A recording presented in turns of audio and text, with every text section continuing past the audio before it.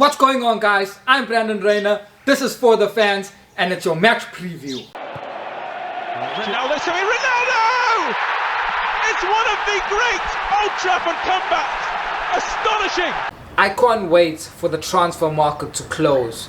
As a Manchester United fan, we get dragged through the mud each and every transfer window, linked with every player, hardly getting our first choice options that we want. I mean, it's not good being a Manchester United supporter at this current time, and also in the transfer market. It's not good because our club is totally clueless when it comes to football. You know, from the top, the people don't know about football. The only person that I think knows about football at Manchester United is Ole Gunnar Solskjaer, and even his knowledge of the game is so limited. You can see by the way we play that it's very limited what he knows about the game. It's just not easy being a Manchester United supporter, you know, at this current time in this transfer market. I can't wait till it closes. It closes soon on the 5th of October. I can't wait.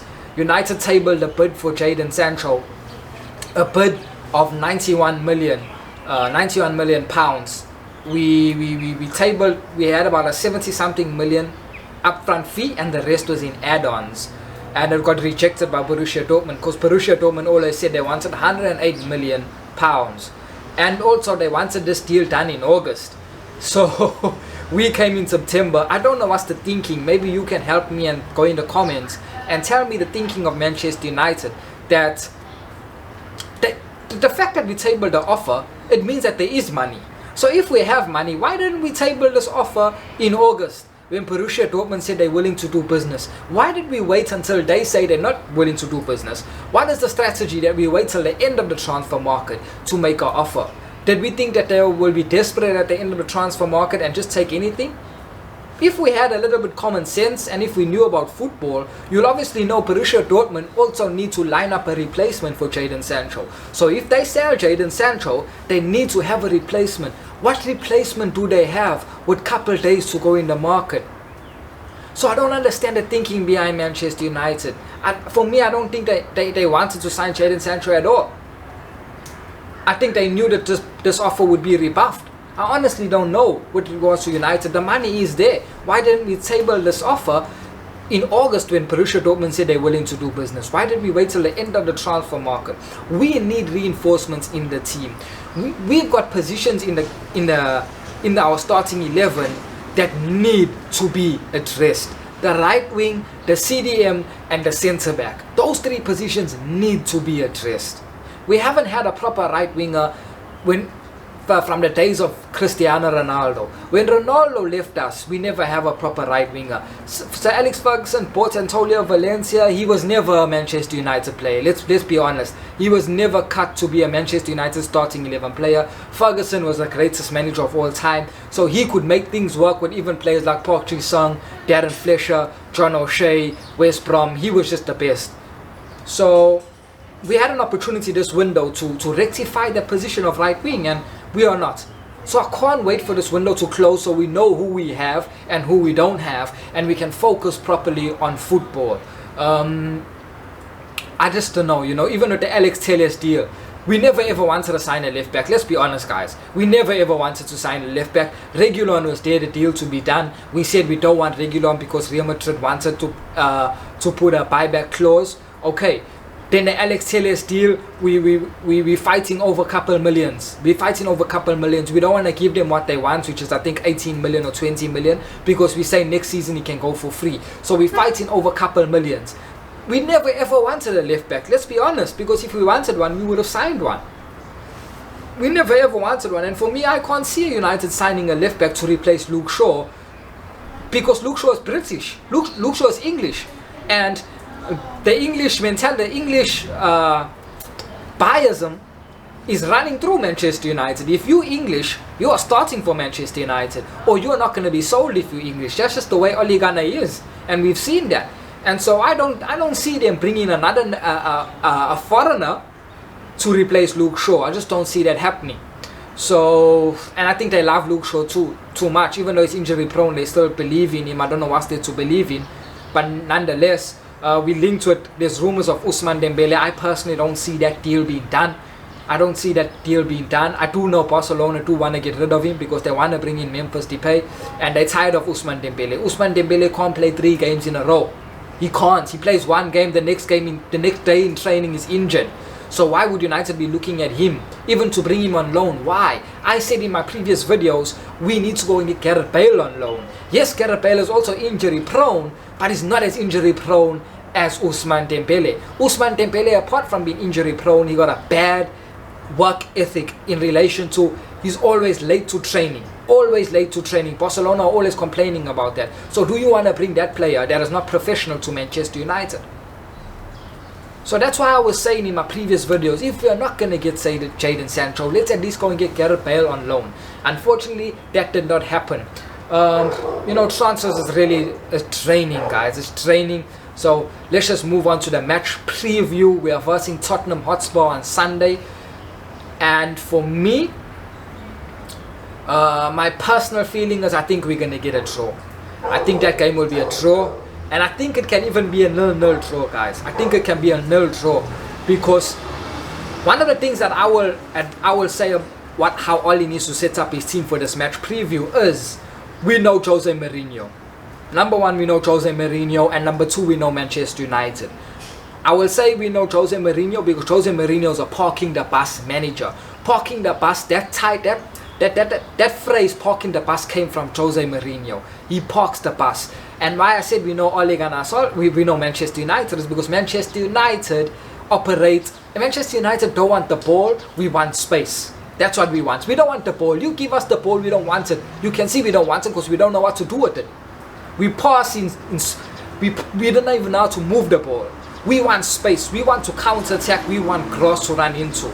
So when you know these two things, you know that Jose Mourinho is going to set up with a low block. He's going to come and park the bus. That's what he's going to do.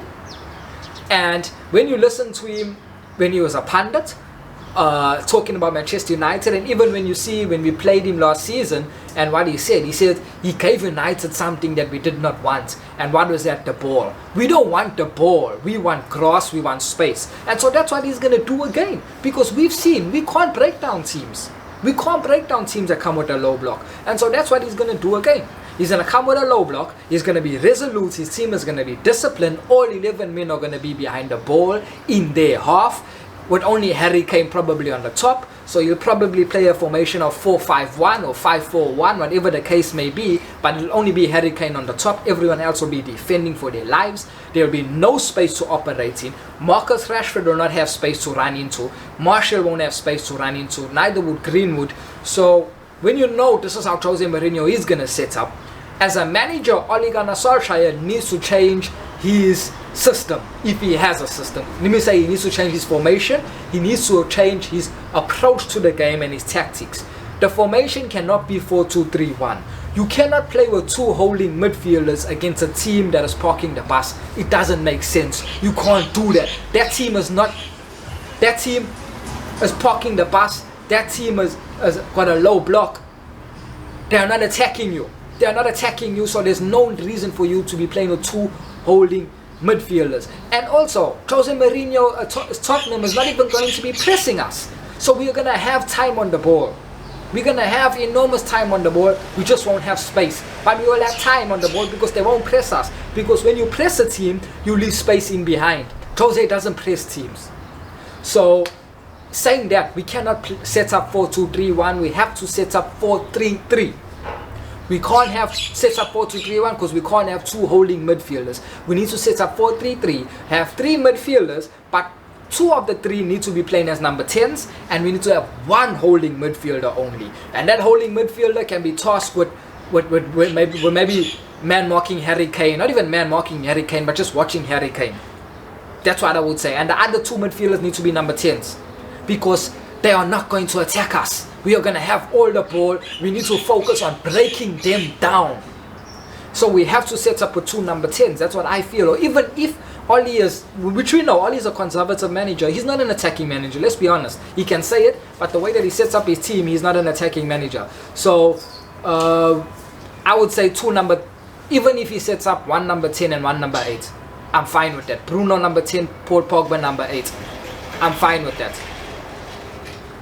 That's what I feel he should set up. I won't even mind if he plays Donny van der Beek from the beginning. If he plays Bruno and Donny and maybe Paul Pogba is on the bench, I won't even mind. However, I don't think he will.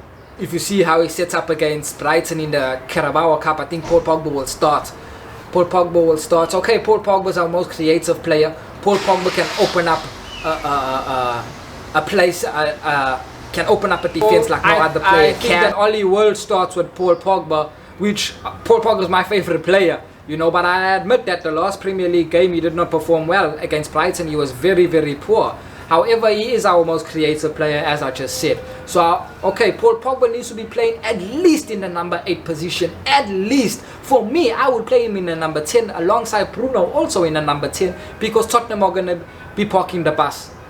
However, I'm accommodating Oli. I know Oli's a conservative manager. He is no attacking manager. So I'm saying play Paul Pogba number 8 even and Bruno number 10. But what we can't have is 2 holding midfielders. We cannot have that.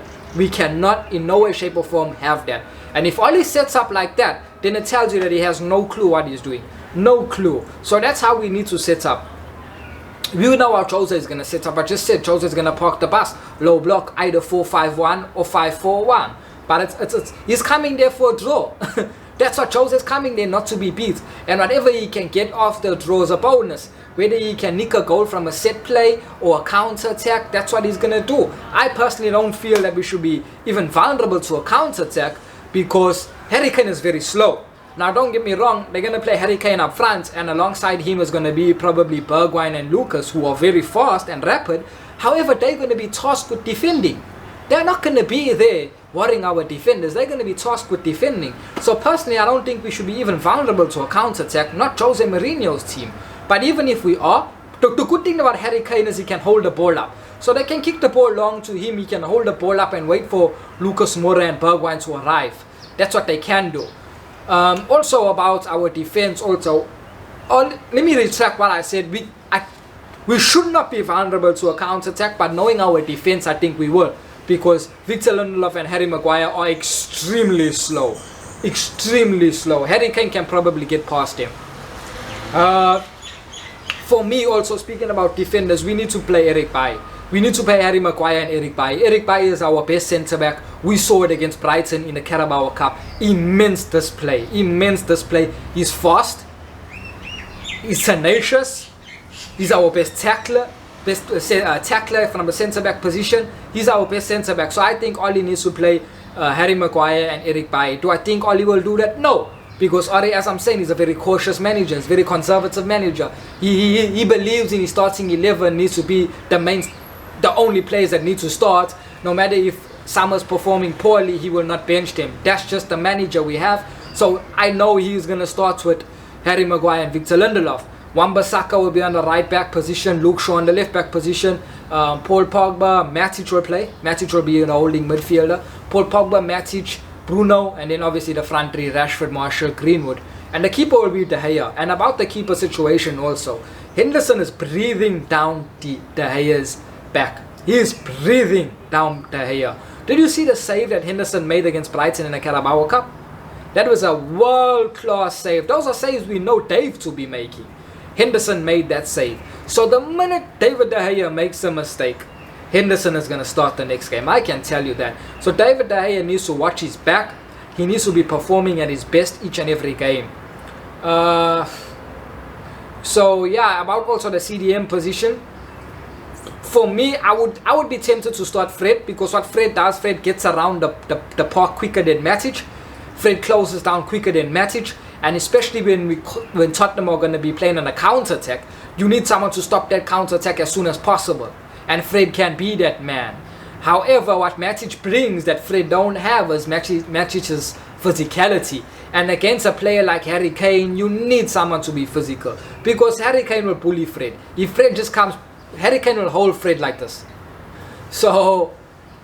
So I can understand Matic playing to a certain extent. It's only the problem when we are up against a counter attack of Tottenham. You're gonna have Matic. You're gonna have Victor Lindelof and Harry Maguire. All three players are extremely slow. They are not gonna catch Bergwijn or Lucas. So yeah, I think the game will be a 0-0. I think whoever scores first wins. I think whoever scores first wins. It's vital that United score first, because if we score first, that means Tottenham has to come out and play. They can't sit back anymore. They can't park the bus anymore. They have to attack us. And so when they attack us, they're going to leave space in behind for us to run, and that's what we want. And if they score first, they're just going to shut up shop completely. Shut up shop completely. I'm talking about even they'll have Harry Kane defending. Harry Kane won't be up the top there. He'll be defending if they score first. It's like when you're versing Atletico Madrid. If Atletico Madrid score first, you're not beating them.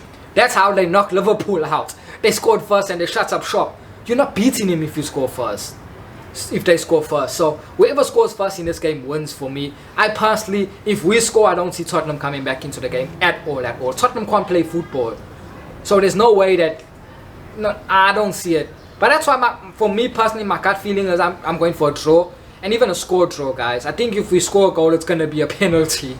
But that's also one of the things that Jose Mourinho would have driven home to his players, is that do not foul Manchester United in the box. Do not commit to a tackle in the box.